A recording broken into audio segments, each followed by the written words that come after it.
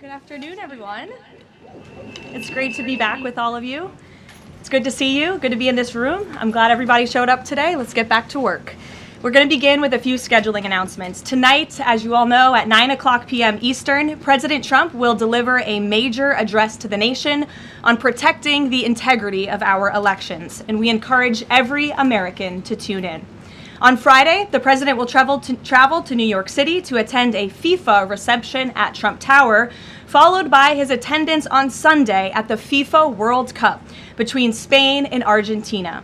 His attendance will cap what has been the most watched, most secure, and most successful World Cup in American history. This is a fitting conclusion to a tournament that showcased America's ability to host the world on the grandest stage. Turning now to the economy. Tuesday's CPI report confirmed what President Trump predicted. Prices are falling, and this administration's economic policies are working. Inflation dropped 0.4% last month, beating expectations and marking the largest monthly decline in more than 6 years. Prices fell, including for gasoline, electricity, non-prescription drugs, car insurance, medical care services, and hotels, delivering relief for American working families. We also saw real weekly earnings rise in the month of June. For private sector workers, real wages have increased by roughly $1,000 since President Trump took office, after falling nearly $3,000 during the previous administration.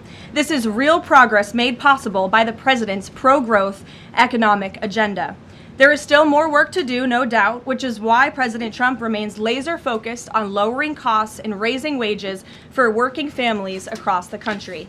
Just last week, Walmart and Sam's Club announced they will be lowering prices on thousands of items in their stores across the country. Shoppers can expect meaningful savings on groceries, household essentials, outdoor living products, toys, apparel, and other everyday staples. As President Trump said, Walmart answered his call and stepped up in a big way, and we commend them for that. We hope other major retailers will follow the lead of this patriotic American company. While we're on the subject of helping working families get ahead, I want to remind everyone that the Trump accounts are now officially live. To date, and this is a new stat from the Council of Economic Advisors this morning, more than 6.5 million American children have been signed up for accounts so far, including my 2 kids, who I signed up during my maternity leave. There are a few things I want to make clear about this massively beneficial program that has the potential to literally transform the financial future of this country. First, any child under the age of 18 is eligible to have a Trump account opened in his or her name. This is a free investment savings account that costs nothing to open. Second, thanks to President Trump, every child born between January 1st, 2025 and December 31st, 2028 will receive a $1,000 seed deposit from the United States Treasury. Third, parents, guardians, relatives, and friends can contribute up to $5,000 per year combined for each child. Employers can also contribute up to $2,500 per year on a tax-favored basis, counting toward the annual cap. The president believes there is no better investment than in America's children. Government projections show that a child whose family maxes out contributions could see the account grow to nearly $300,000 by the time the child turns 18. This is, I think we can all agree, an enormously powerful head start toward the American dream. These funds can be used for college, starting a business, or purchasing a home. This is truly a transformational, nonpartisan program. So I encourage everyone listening with a child to establish a Trump account today for your child and tell everyone you know with children to do the same. The app is also incredibly inviting and easy to use for parents at home. Finally, let's turn to the border. Brand new numbers this week from the Department of Homeland Security and Customs and Border Protection confirm that for the 14th straight month, this administration has released 0 illegal aliens into the United States. Again, let me reiterate, the 14th straight month, not a single illegal criminal alien has been entered into our country, released into our country by this administration. Illegal crossings in June remained at historic lows, and southwest border apprehensions are down 94% compared to the same period under the Biden administration. These numbers speak for themselves. Thanks to President Trump's strong leadership and unwavering commitment to law enforcement, America has the most secure border we have ever had in our nation's history. The administration continues working to reverse the previous influx of millions of illegal aliens into our country by the Biden administration, and our law enforcement professionals, God bless them, are arresting criminal illegal aliens across the country, including those convicted of the most heinous and violent crimes. This past weekend alone, ICE arrested a Mexican national and gang member convicted of second-degree murder in California, a Dominican national convicted of aggravated manslaughter in New Jersey, a Saudi national convicted of indecent liberties with a child in North Carolina, a Mexican national convicted of continuous sexual abuse of a child in California, a Nicaraguan national convicted of second-degree child molestation in Rhode Island, and a Mexican national convicted of lewd acts with a child under 14 with force in California. These are egregious crimes, and again, I think we can all agree that none of you would want these individuals living in your communities, and you have this administration to thank that they are on their way back home. The American people delivered a decisive mandate to arrest and deport these dangerous criminals, and President Trump is wholeheartedly committed to delivering on that mandate every day. He will never waver in his duty to defend our homeland and protect the American people, and he has proven without a shadow of doubt that the chaos and the lawlessness that we saw every single day at the border and across our country under the Biden administration was a choice, and it is a choice this president has chosen not to make. While this work is far from finished, the border is secure and deportations will continue.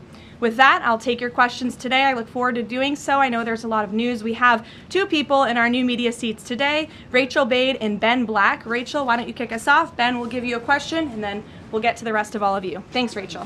Thanks, Karoline. Welcome back to the briefing room, and congrats on your baby. Thank you. Two questions, Sure. if I may. The first one, a fun one for your first day back. You now have two babies under 2 years old. I do. As someone who has a 4-year-old, I can only imagine how little you are sleeping right now. What is your one tip or secret to women who want to have it all, the kids and the hard charging career? Well, thanks for the question, Rachel, and it is really good to be back with all of you. I don't think there is a secret. You just have to show up every day and keep going, and it really does take a village. Take the opportunity to shout out to my husband, who's home with our babies right now. I look forward to returning home later to be with them, but it's challenging. But for me, I view this as more than a job. I view this as public service on behalf of a president who I firmly believe in everything this administration is doing and really creating a better country for my children and their future, and I'm very grateful for that. Blessed to both be working in this job, but also to have two beautiful babies at home. And as you know, Rachel, and any mom in this room knows, there's nothing better than being a mother. So thanks for the question. Babies are the best. Okay, a question about tonight.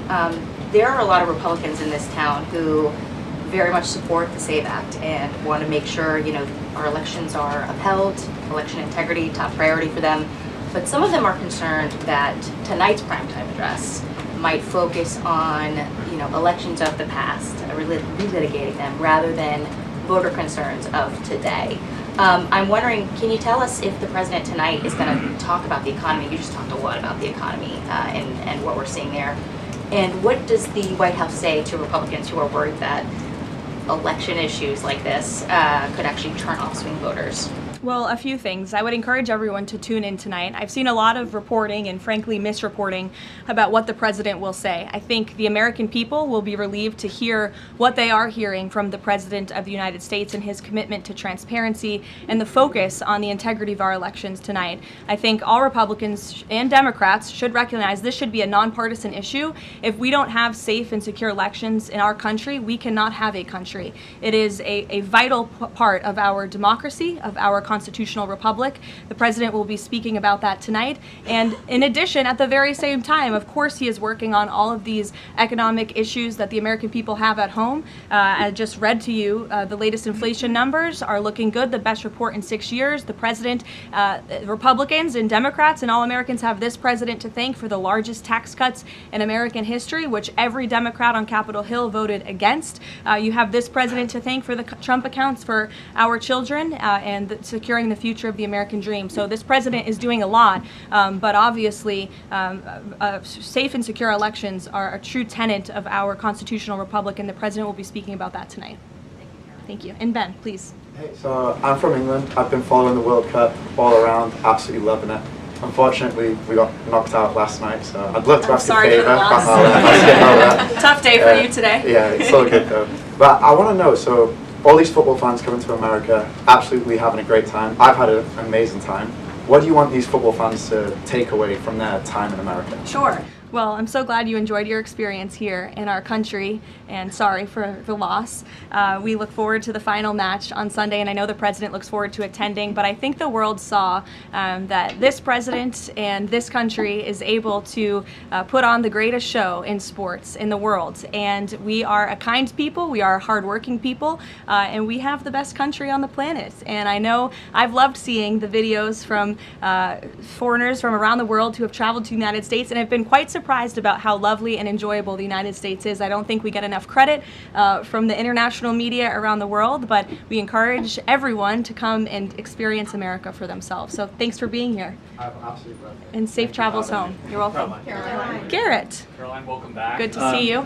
Likewise. So did agree that this speech tonight is about elections past, not elections upcoming. The 2020 election has had dozens of recounts, lawsuits, audits. 2024 election widely believed to be safe and secure. There's not really any question about that. A lot of people look at this. Because it was too big to rig. Well, I think a lot of people look at this There's a and massive wonder. amount of votes for this president. That's why he's in the Oval Office right now. No one disputes that. And there were a significant amount of votes for Joe Biden, who won in 2020. I mean, I think the question is, why is the president unable to let this go?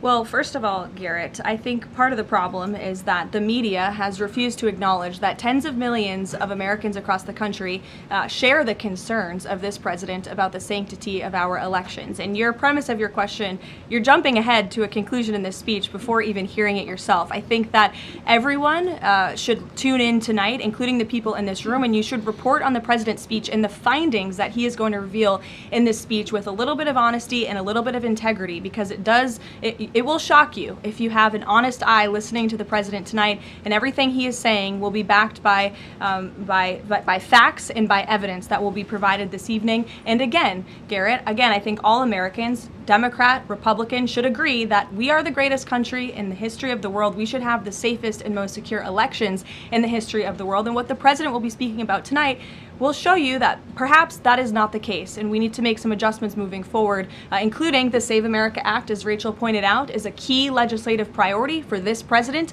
on Capitol Hill, and he wants to see all senators and members of Congress voting in favor of the Save America Act, because it's crucially important as we move forward. Aisha. Hi, Caroline. Welcome back. And Thank I'm you. assuming the pink is for your baby girl. You know, I didn't think that, but I guess it is now. Thank you. Yeah. We've talked a little bit about what the president might say tonight, but the other question is, who is running the teleprompter tonight after this report that the other guy is now under investigation for making money off of reading the president's speech? Obviously, I'm aware of the report. The president is too. I spoke with him about it. He believes it's deeply unfortunate and frankly a disgrace. And the individual that was cited in that report is complying with the CFTC, but has been put on paid administrative leave.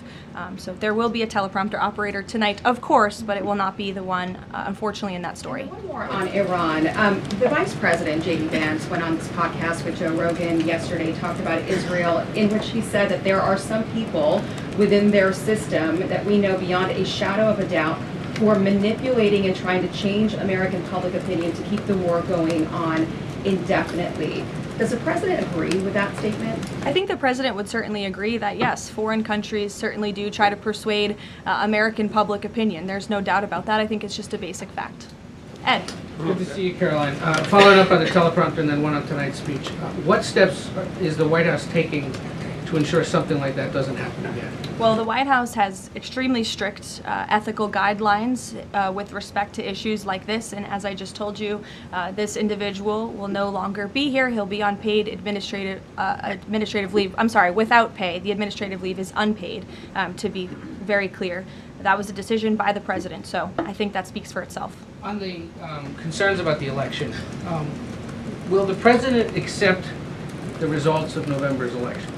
Look, Ed, you should tune into the president's speech tonight before you jump ahead to conclusions about what's actually in the speech. Again, I've seen a lot of reporting and misreporting about what the president will say. We hope CBS will take the speech, and all Americans should take it. Okay, but I'm not presuming anything. I'm just asking whether he accept the results. Caroline, two questions on the Trump account. First, following the birthright citizenship case, is there concern that babies that are born to illegal immigrants here in the United States are not excluded from these accounts?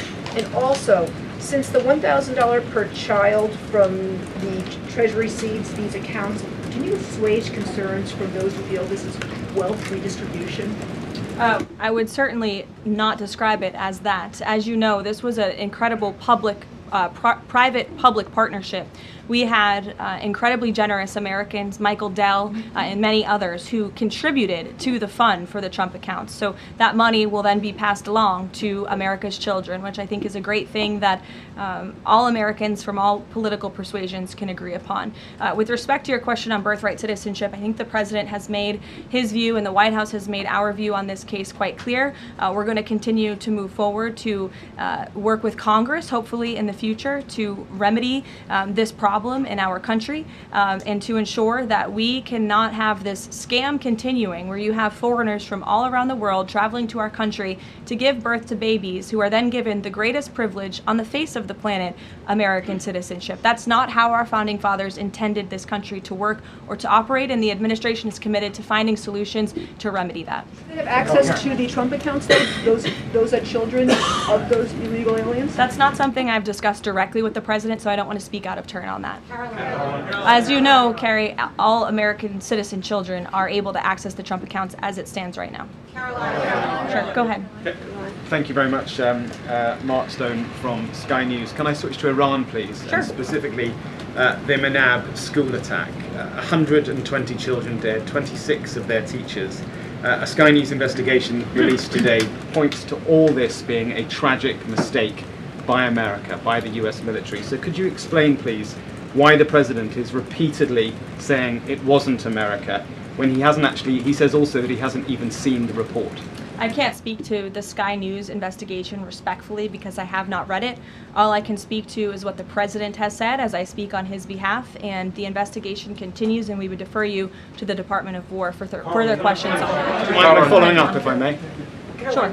I just want to My answer is understand. not going to change. I just want to understand why he consistently says it wasn't us, we didn't do this, when all the evidence and indeed the preliminary report, and we've spoken to a military insider who says this was human error. Well, that's the president's opinion, and at the very same time, he has said the Department of War is investigating the matter, and we would defer you to them for any questions with respect to the investigation, which obviously has not been released yet. I would defer you to them for further questions on it. But there's been, I think the president feels that way because he knows that our military always acts in good faith and absolutely never targets civilians or children, unlike the other side of this conflict, Iran, who is well known for killing women and children and innocent people in their country for a very long time. So you should focus on that in your reporting. Danny. Thanks, Caroline. Welcome back. Another World Cup question, much as it pains me. President Trump had some harsh words for Spain at the NATO summit last week about their spending. Does that mean he's going to be supporting Argentina Sunday? Danny, it is a really good question, and I'm disappointed in myself for not asking the president before I came out here, knowing you would probably ask. I haven't talked to him about it, but we'll get you an answer on that. You're welcome to ask him yourself at some point before the game. I'm sure you'll see him, and I'm sure he'll have a fun answer for you on it. Sure, in the middle. Go ahead. Sure, Jasmine, go ahead. Thank you, Caroline. Welcome back. Thanks. Back on the teleprompter issue, Notice reported earlier this year that Kalshi was inaccessible on the Wi-Fi that journalists here at the White House have access to. Are staffers back in the West Wing and other parts of the EOB, et cetera, do they have access to Kalshi and Polymarket on their Wi-Fi? On our work computers? Yeah. Honestly, I've never tried, so I don't know. But I'm happy to go try and get you an answer on that. Another question, Caroline. In the back, Reagan. Sure. I just wonder, are Jasmine, there go other, ahead, and then another Reagan, question. go. Are there any other White House staffers or people within the administration who are suspected of also placing bets on Kalshi or Polymarket or other things with some of this privileged information? Not to my knowledge, not that I've been made aware of. And as you saw, I think this played out exactly how it should. Kalshi notified the CFTC of suspicious activity. They investigated that, identified the individual, and he will now no longer be working at the White House. So I think that answers all the questions on this matter. Reagan. Thank you, Caroline. I have a question for you on the Save America Act and Sure. Senator Graham, and then a quick question on Iran. Sure. Trump said in one of his final conversations with the late Senator Graham that he was talking about the Save America Act and that he felt like they were in a great position with it. Do you anticipate that the Senate is going to be more aggressive to push the Save America Act in light of the fact that it was so important to Senator Graham so close to his death? Sure. Well, since I haven't had the opportunity, let me just express my sincere condolences to Senator Graham's staff and his family. He was beloved by so many here at the White House, especially the president, and I know that the news of his sudden passing was just tragic to all of us, especially the president, who considered him a dear friend.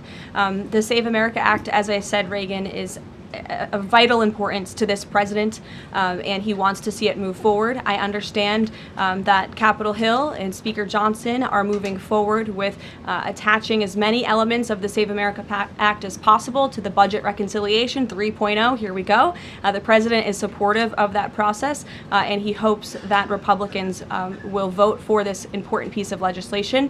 The Budget Reconciliation bill not only will address the Save America Act, but also ensure important aid for our farmers and our war fighters, which the president supports as well. Brian. Karoline, welcome back. Thank you. On the Kalshi situation, I have just a few questions on that. Sure. This individual has been accused of making trades around the president's speeches for months. I mean, this has been going on since at least earlier this year, maybe even before that. Did the White House counsel have any awareness that this was going on with this individual? And if not, No.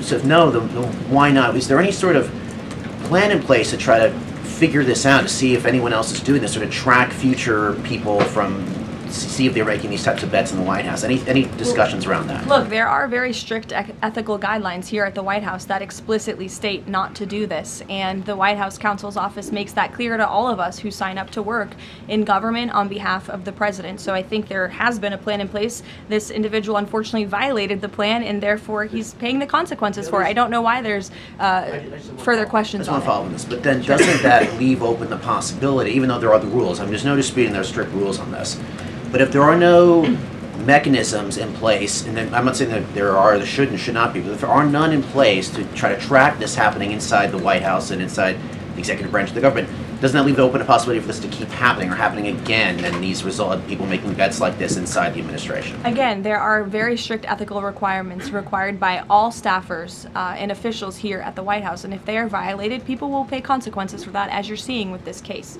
Libby. Karoline, welcome back. Thank you.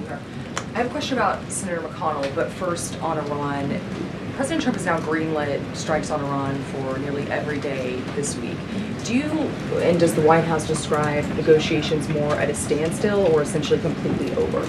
Well, I've spoken with the president about this as recently as an hour ago. Iran very much continues to talk to the United States of America and express that they want to make a deal with us because they are suffering devastating blows on behalf of our United States military. The reason, and this is important for the American people to understand, the reason for the recent strikes over the course of the last several days is because Iran violated the Memorandum of Understanding that we struck with them.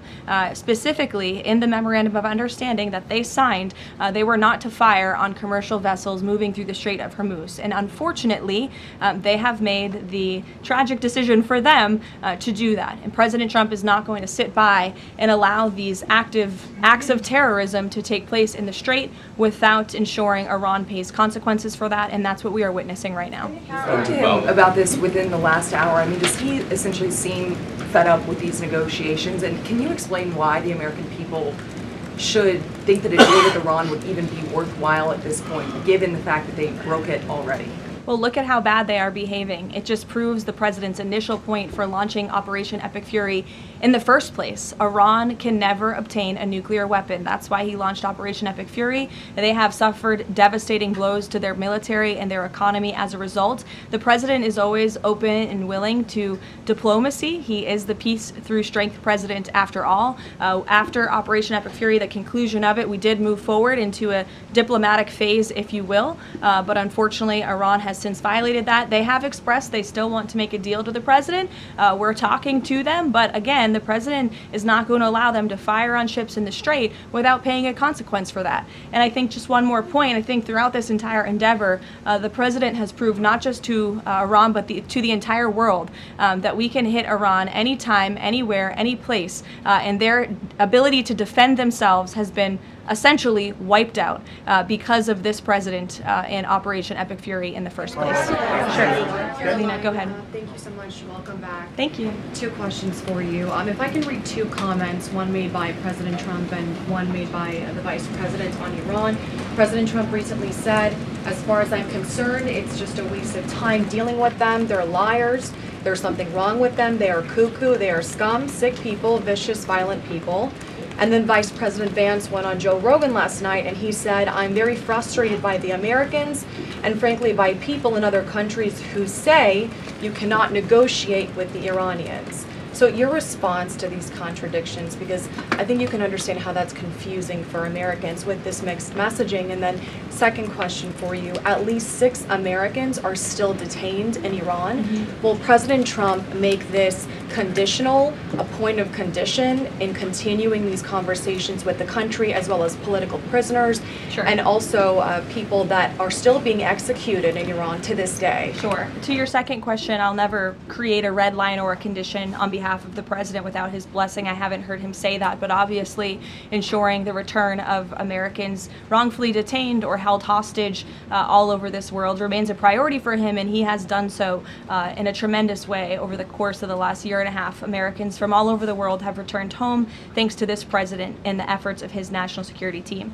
To your first question about the comments between the president and the vice president, respectfully, I do think you're taking comments from different times throughout this conflict and kind of asking me if these are contradictory of each other. I can tell you the president and vice president are on the exact same page about where we are right now in this conflict. And the fact that you do see elements of what's remaining in the Iranian regime that are more willing to make a deal, and then other elements who are not so maybe willing to make a deal, shows that Operation Epic Fury was incredibly effective because we neutered their ability to communicate with one another, and they are a fragmented system. They are not the once very strong, powerful terrorist state that they were before this operation, which was one of the ultimate goals. So we'll continue to work through the process, and as I said, the president will hold them accountable when they turn their back on the words that they state to the United States, but he is always open to diplomacy at the very same time.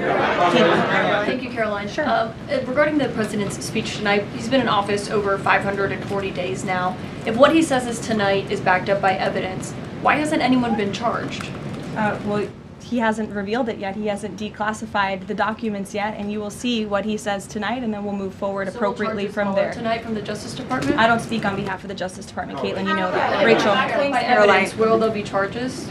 You'll have to ask the Justice Department. I don't charge people. I just speak on behalf of the president. Rachel. Thanks, Karoline. Welcome back. Just a point of clarification really quick. On the staffer who is accused of profiting off of the president's speeches, you said he'll no longer be working here. Is he on administrative leave or is he going to be fired after that's over? He's on unpaid administrative leave right now. Okay. And just to follow up on the president's speech tonight, I mean, we've been talking to a lot of Republicans over on Capitol Hill. They have said that focusing on the economy is the right way to go ahead of the midterm elections. They believe that's what voters care most about. What does the president say to Republicans who think that focusing on the 2020 election, election integrity, all of these issues right now is not the right approach so close to the election? Well, again, you guys have not heard the speech yet, so I would digress with the criticism until you actually hear what the president is going to say and what he's going to say when he addresses the American public. I would also add again that the administration and especially this president are able to walk and chew gum at the same time and tackle a number of issues on a number of different subjects every single day. We see that president do that working around the clock on foreign policy, on domestic policy, all of the time.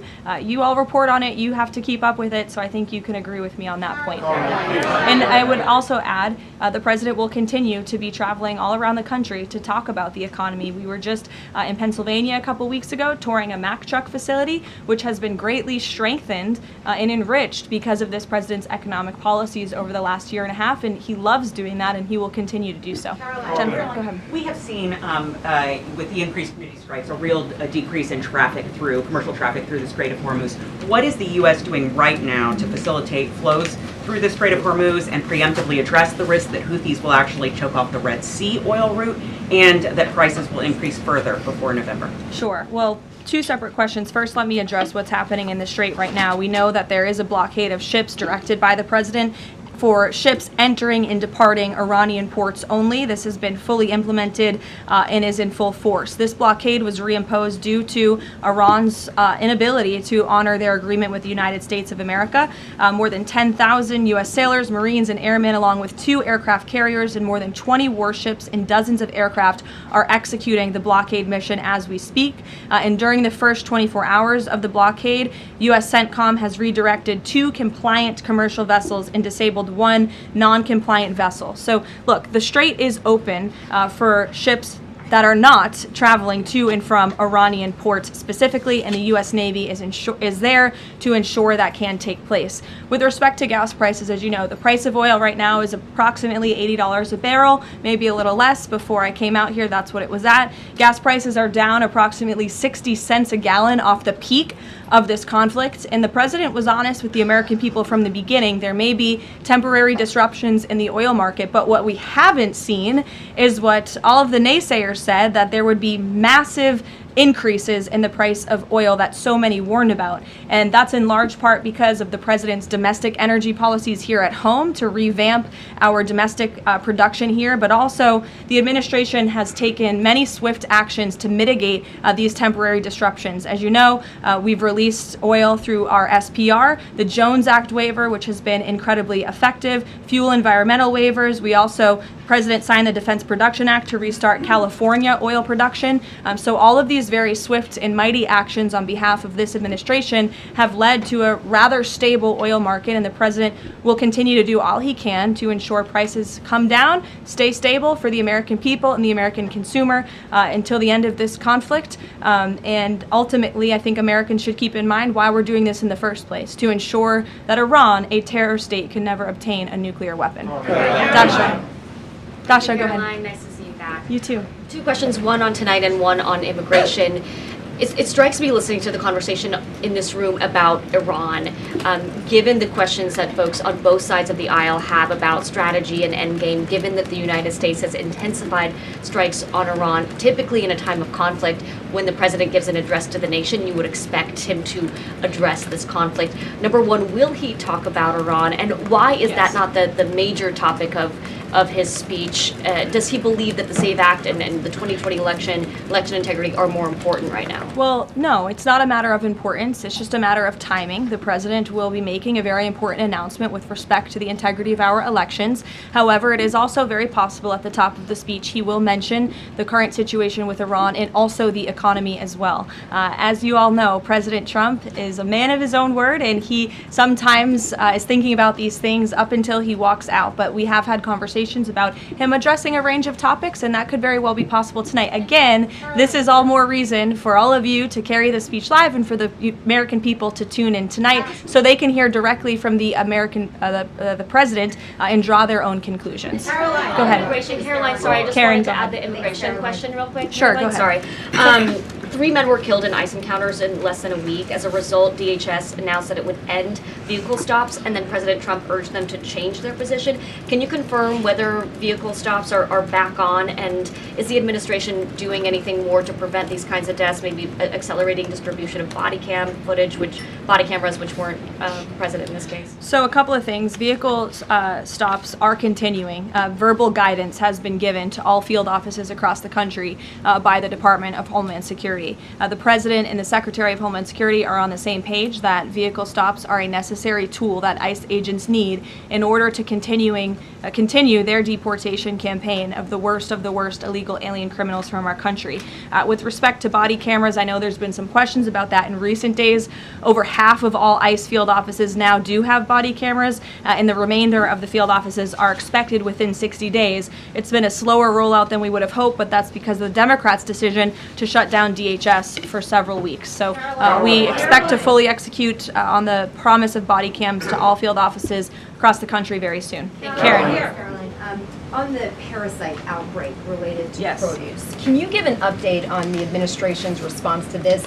Are there federal officials on the ground in the hardest hit states right now doing any testing of production facilities or farms to try to figure out where this outbreak has started? Sure. Well, what I can tell you, having been back at the White House for just a couple of short weeks, I've been in meetings on this very topic, and I can tell you the White House is closely monitoring the situation, has a handle on the situation. We're committed to providing the CDC and the FDA the resources that they need, and we urge all Americans to follow CDC guidance on properly washing and cooking raw ingredients to prevent this foodborne illness. As you know, there has been an unusually high number of cases. There are typically thousands of cases of this outbreak every year, but there has been an unusually higher number, and that's why we're working with the FDA and other partners at the federal, state, and local level to increase detection methods, provide the guidance, and then also, most importantly, trace the outbreak back to its original source, which we are currently in the process of doing. Lack of permanent leadership at the CDC and FDA and any funding cuts, has that slowed the response to figure out where this outbreak has started? No, we've talked to the CDC and FDA specifically about that, and not at all. They have the resources they need to make sure that Americans are fully informed and protected from this illness during this time.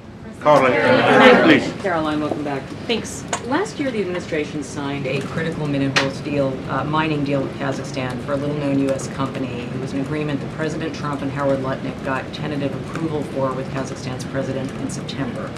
6 days before the deal was signed, which was in November, the president's older sons with other partners took a 20% investment in a company related to the deal.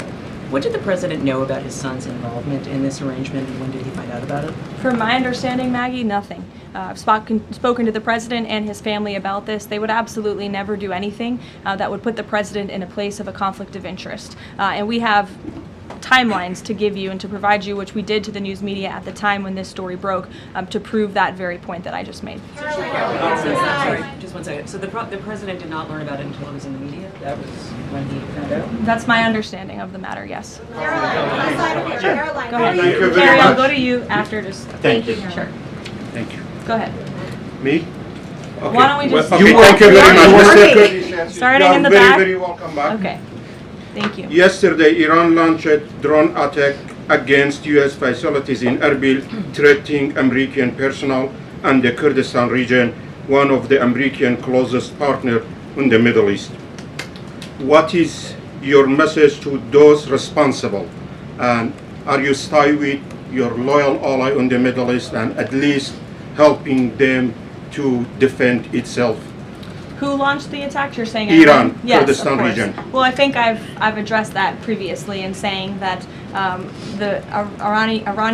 Iran has unfortunately shown to violate the word that they struck with the President of the United States. They're paying consequences for that in the strikes that the President has authorized in the recent days. Thank you, Caroline. You were with the President in Ankara for the NATO summit, and there Ukraine was one of I was not actually. Oh, you were not. Okay, yeah, but the issue of Ukraine was one of the most important topics there, and the situation is escalating between the two sides in these days, but there are still efforts. Can you give us more information about where we are and how the local power breakers, including Turkey, are involving in order to solve the problem? Sure, I'll check with the National Security Council and get back to you on that with more specific guidance. What I can tell you is I know the President greatly enjoyed his visit to Turkey and not just his participation in the NATO summit, where he applauded the United States for getting our NATO allies to step up and pay their fair share for our defense,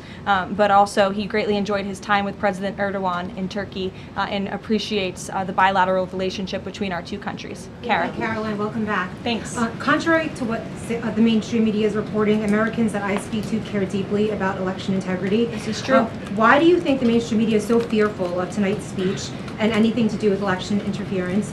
And why are they attempting to discredit President Trump's speech before they even heard it? And lastly, what's your message to AOC, who is asking for President Trump, the mainstream media, to actually censor the sitting president's speech tonight? Yeah, I think that the mainstream media should air the president's speech and allow the American people to draw their own conclusions from it. Again, I think it's important that the American public hears directly from the President of the United States on a topic that, to your point, is very near and dear to the hearts of many Americans across the country, the integrity of our elections. This should be a nonpartisan, non-controversial issue, and I think you'll hear the President talk about that tonight. So we'll see you then. Thank you. Who is telling the President that he won the 2020